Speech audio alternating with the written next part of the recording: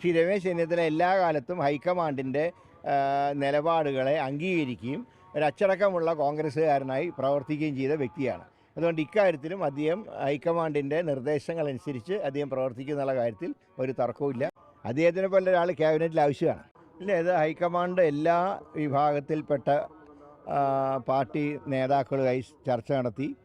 MLA Mar, MP Mar, കോൺഗ്രസിൻ്റെ senior നേതാക്കന്മാർ, MP, അതുപോലെ സീനിയറായിട്ടുള്ള മറ്റ് കോൺഗ്രസിൻ്റെ മുൻകാല അധ്യക്ഷന്മാർ, ഇങ്ങനെ എല്ലാവരുമായിട്ട് വിവിധ തലങ്ങളിൽ ചർച്ച നടത്തി അവസാനം എത്തിയൊരു കൺക്ലൂഷനാണ് ശ്രീ VD സതീശനെ മുഖ്യമന്ത്രിയെ തീരുമാനിച്ചത്.